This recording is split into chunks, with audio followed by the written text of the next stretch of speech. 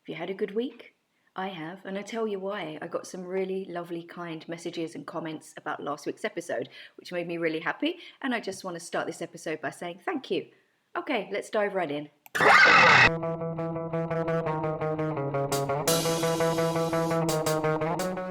Hi, this is Erin, and welcome to Everything EFL, a podcast about language teaching. I'm not an expert on the subjects I choose to talk about, but I've been around and I know some stuff. Credit will be given where possible, in the episode or in the show notes. I hope you're keeping well. I'm just going to dive right in. So just before Christmas, I asked some of my followers to literally ask me anything. Svetlana at edvets_English asked about strategies to teach nonverbal conventions to students. So we're talking about gestures, smiles, eye contact, head shakes and stuff like that, which is a really great question for a number of reasons. I think it's something that maybe we neglect, but culturally it's extremely important to read signals and respond correctly. Just as an example, there was a listening in a course book, probably English File or Cutting Edge, one of those. An English woman was talking about meeting her husband's Russian family for the first time. And in England, you know, we like to smile a lot. It's a sign of friendliness. But the Russian family thought she was mad because they just don't use smiles as freely as we do over here. So, you know, just little things like that I think are really useful for students to pick up on, especially if they are planning on maybe going on holiday or working in the future in an English-speaking country. On a linguistic note, there are lots of verb phrases to be learnt. For example, fold your arms, nod your head, shake your head. Lots of nice little verb phrases and collocations there with parts of the body. Brilliant for plurals, for general facts and pronouns. So, for example, in Turkey, they fold their arms. I mean, I just made that up. I don't know if that's true. I don't know why or when they fold their arms, but you get the idea. So back on topic. Many nonverbal signals have lots of different meanings in different cultures. They can be interpreted in completely different ways in different cultures. So the first thing I would say to Svetlana is just do a bit of research on Google first of all, the differences between country A and country B. It's also a big topic with a lot of language, so narrow it down. What do you want your lesson to be about specifically? Is it going to be general gestures from a country or rude gestures to avoid making in a particular country? Something that may be non-offensive in your country but is quite offensive in the target country.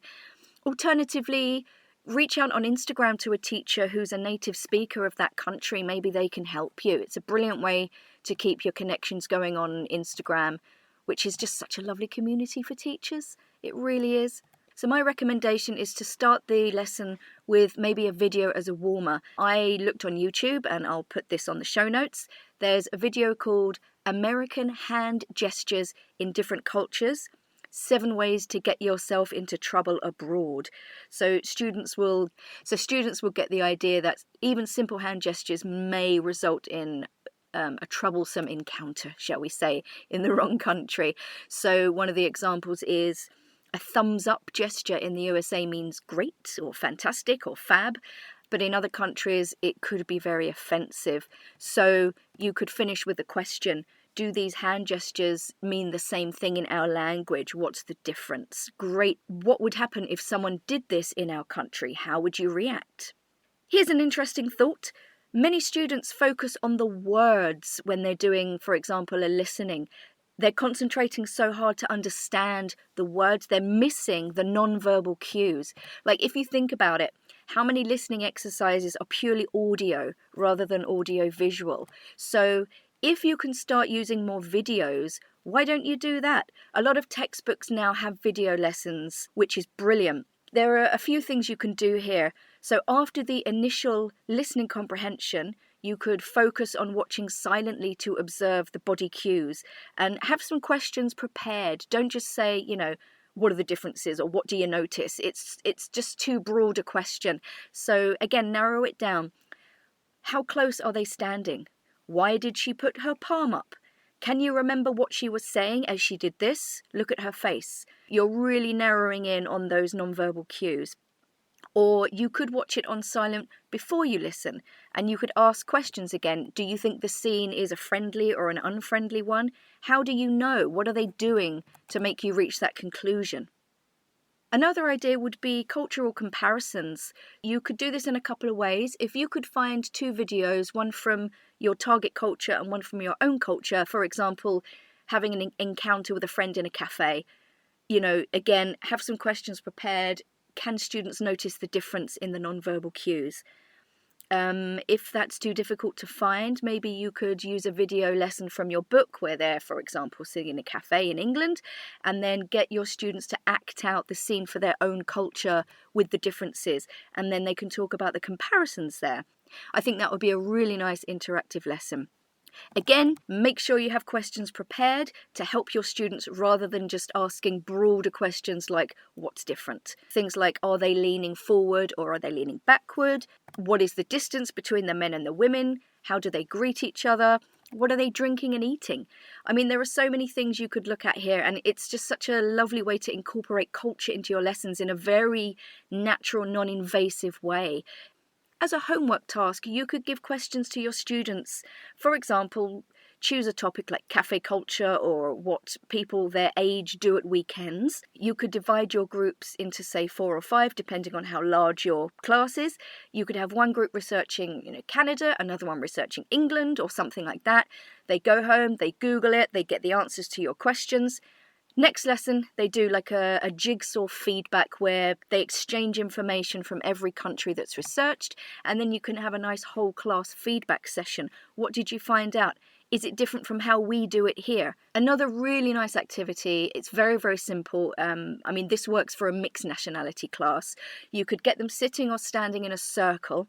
It's kind of a non-verbal game, so the teacher leads it, but the students find it really good fun. Basically, you ask students, how do you say this without using words? So, for example, hi, I'll call you, yes, no, I don't know, great, I'm not happy. There are a million I need the toilet, anything you can think of where they're going to have to use visual cues rather than spoken cues. And you do get little differences, and it's really nice to see that. And you can see them looking around in the circle and laughing, and, there's sometimes the odd surprise. And it's just a nice, again, very natural, non-invasive way just to look at those differences and celebrate them. Okay, on to the next one. So, Sabby from High Street English asked, should young learners be asked to focus on grammar mistakes?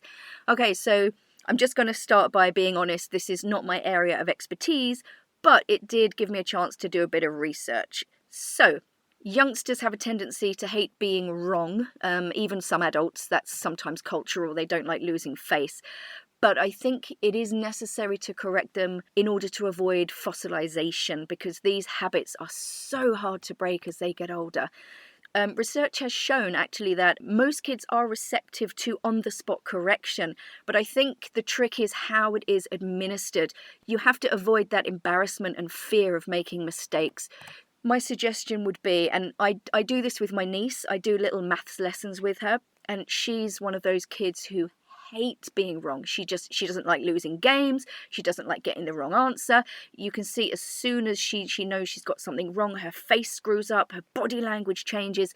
What I just do is I'm just as casual as possible with my language and my tone of voice. I don't stop dead in my tracks. I don't skip a beat. You keep going. Business as usual, avoid negative words and just keep going. Don't say no, just say, okay, right, here we go. Here's a few examples. Do you mean I do or I did?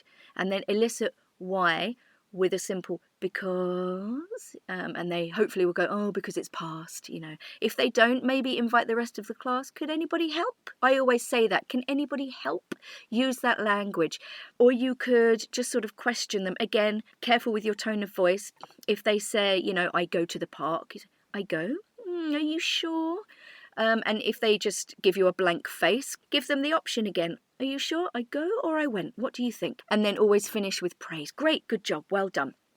Another thing you can do is use visual cues. Now, this isn't possible for every mistake, but you know those kind of standard mistakes that always come up, like third person or plural S or it do instead of it does, that kind of thing, or past or present. Have flashcards on your desk with maybe a giant S on it or past or present question mark. Wave it around, dance around with it. My friend used to teach years ago, and she said she would dance around with a giant S in her hand every time she heard somebody, neglect that third person S. Again, you're just injecting humour into the class. You're not making a big deal of it. You're turning it into a bit of fun. Everybody can laugh. Everybody finds common ground, I think, when they make the same mistakes as well. If you're using this sort of element of casualness and humour, students don't see the making mistake as sort of an oh no moment.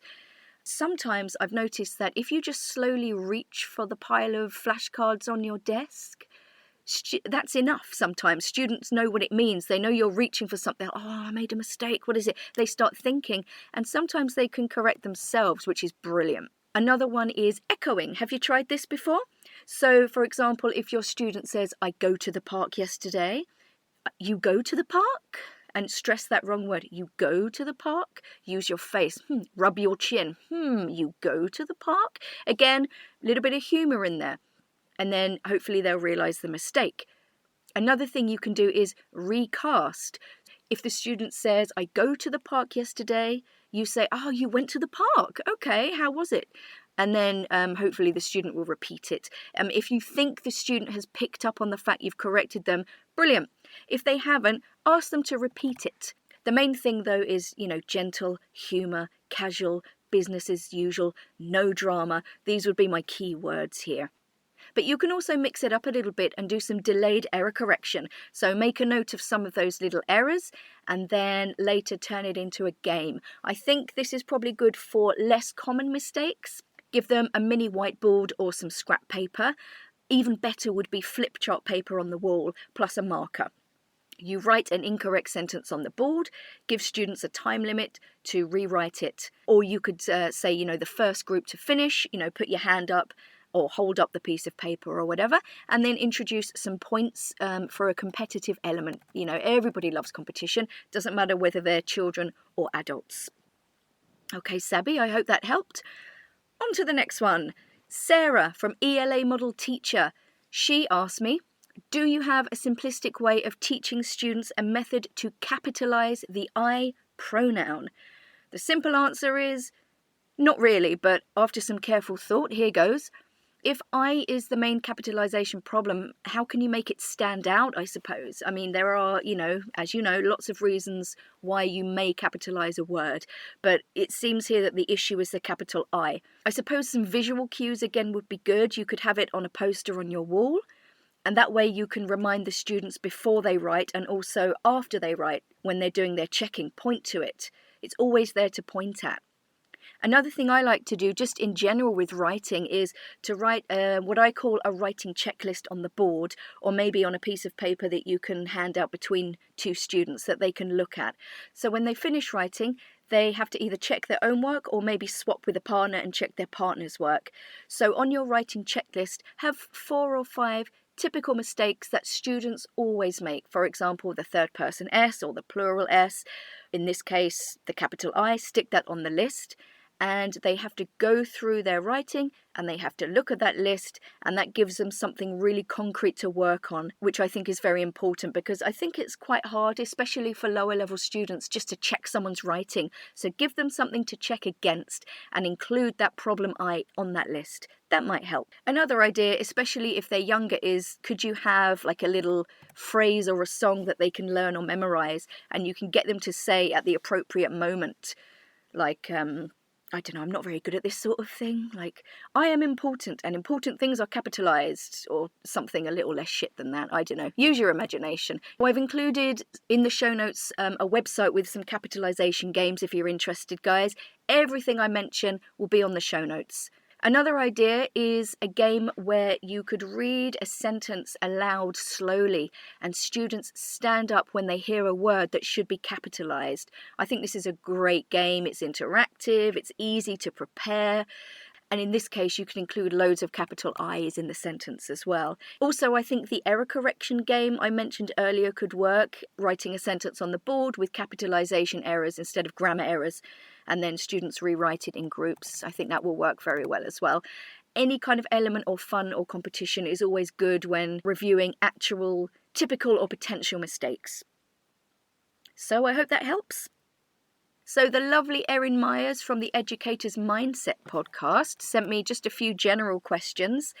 The first one is, what's your favourite age to teach? I'm not going to lie, guys, it's adults. I have nothing but admiration for teachers who connect with kids and teens. It's just not for me, to be honest. I like young adults. They're on the cusp of learning so much about life. They're kind of hungry for it. And then you can introduce critical thinking activities and really introduce interesting subject matter they can discuss. They're really into collaborations because they're very social at that age, lots of project work and stuff like that. So yeah, that would be my favourite. Her second question is, how long have you been teaching? Well, I got my TESOL certificate in St Mary's College in Twickenham in 2004. I've been a teacher, I've been an assistant director of studies, I've run a junior program. I didn't teach for a year when I was living in the USA in 2011. My qualifications weren't quite enough to work in a school or college environment, and there were no language schools near me because I was in quite a small town in Northern California. So I worked in a cafe and a medical beauty spa. So while I missed teaching like mad, my skin was glowing. And her other question is, what is the hardest and easiest skill to teach? This is quite a tough question. I suppose the hardest is writing. One, because students don't particularly like it. Sometimes it's quite hard to get them engaged. They fear it. If you leave writing for homework, they often don't do it. I'm a big fan of actually doing writing in class, collaborations, or as I mentioned before, introducing an element of error correction where they swap each other's work and look at each other's work together. I find this can be quite useful, and it gives you a good idea of what they know, what they don't know, what they think they know. You have to find ways to engage students, and a lot of the time the subject matter isn't very interesting in your course books, like, write a letter of complaint. How often are they going to have to do this in real life? How can we make it interesting? But that's something that I really need to work on as well. It's down to me to make it more engaging for my students, I think. In terms of the easiest, I suppose speaking and vocab, they have their ups and downs because it's that lots of mistakes are made.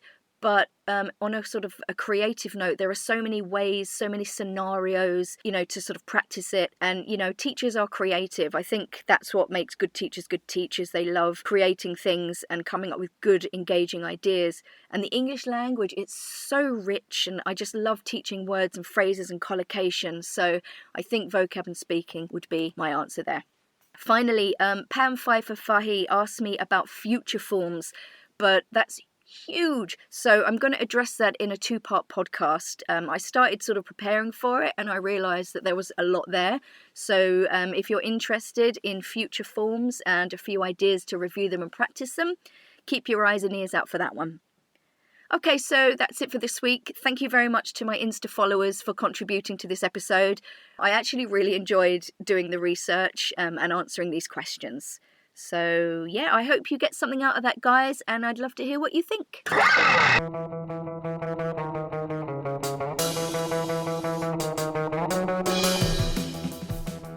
If you enjoyed this episode, please subscribe to the podcast on Spotify, Google Podcasts, Apple Podcasts, or pretty much wherever you get your podcasts.